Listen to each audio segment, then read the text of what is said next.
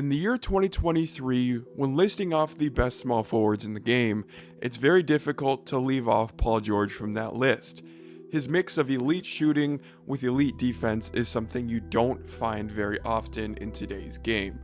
Well, in this draft class, we might have found the second coming of that very same player.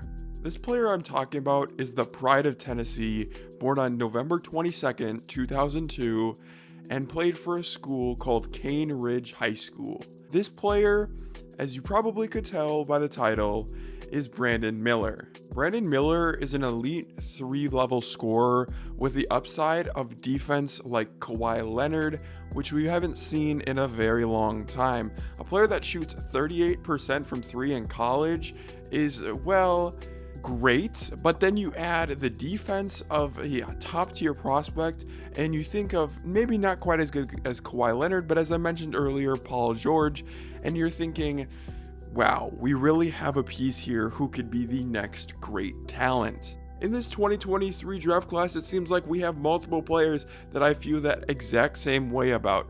In multiple draft classes in the past, I think I've had high hopes for a couple of players, but nothing quite generational like I've thought of 3 prospects in the same draft class for this year. I think personally, Wemby, Scoot, and now Brandon Miller are all 3 generational talents or dang close to generational.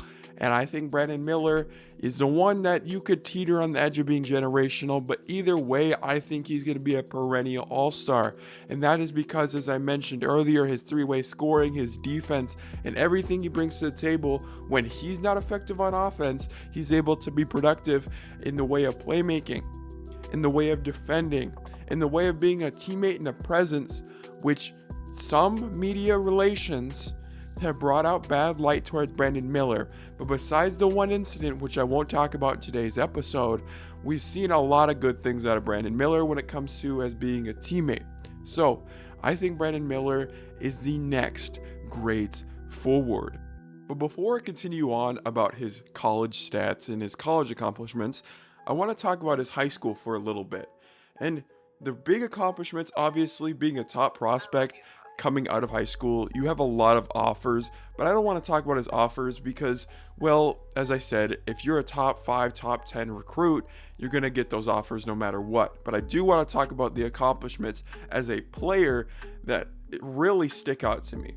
And he was the Gatorade Player of the Year as a senior, which, if you don't know, is basically means that he was ruled as the best player in high school basketball that year. He was also named Mr. Basketball for Tennessee, which means he's the best player in Tennessee in all of their high school basketball, which is not a big shocker.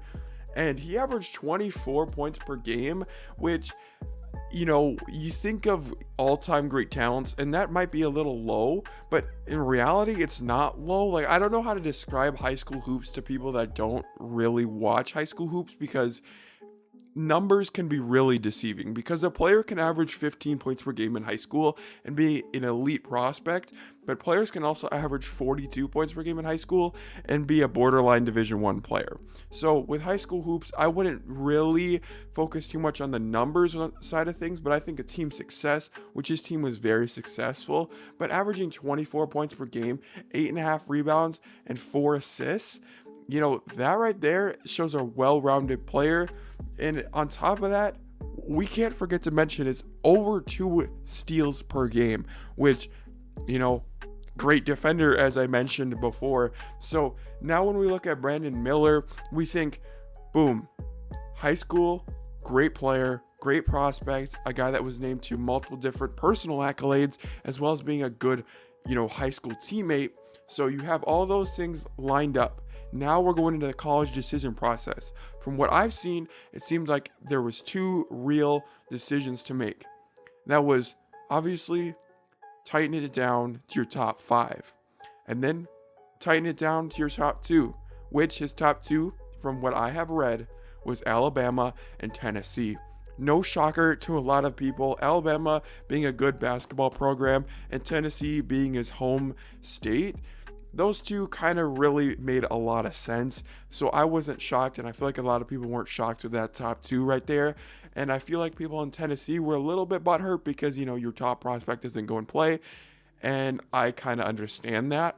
But I think Brandon Miller made the right choice going to Alabama, going there and playing really well.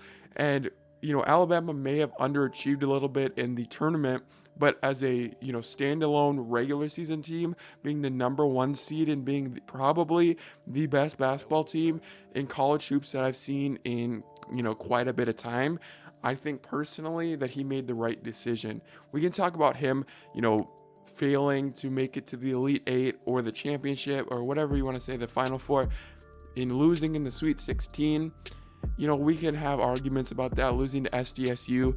But personally, I think Brandon Miller did a lot of the heavy loading and the heavy lifting, which a lot of the players, alongside of him really failed to do so. I think Brandon Miller did not have a great tournament. I'll be the first to admit that I don't think he had a great tournament. But I also think that that entire Alabama team didn't have a great tournament. I don't know if it was, them just not coming in mentally prepared.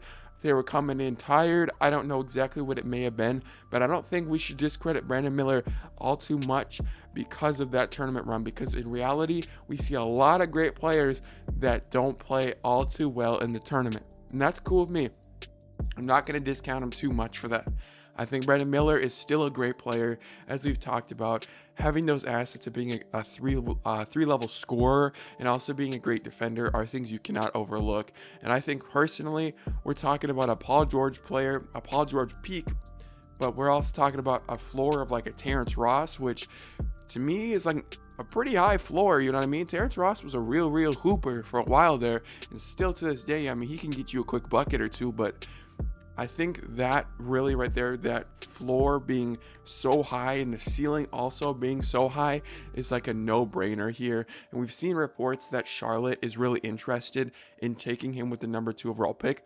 I think it's a mistake, but he's still a great player where I almost feel like you can't really like go wrong in a way. I think Scoot is a better player, but I think that if you are Charlotte and you're saying we need a forward, if you take back Miles Bridges, the opinion or the decision might be a little bit different.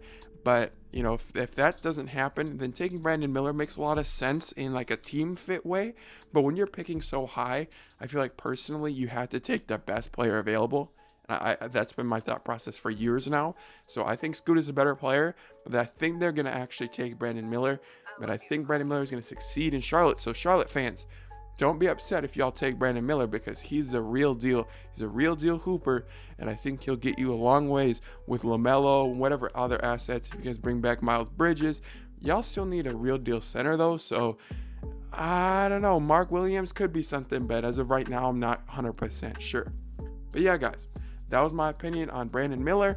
Please let me know what you guys think about it in the comments down below. It's been your boy Jelson. Peace out.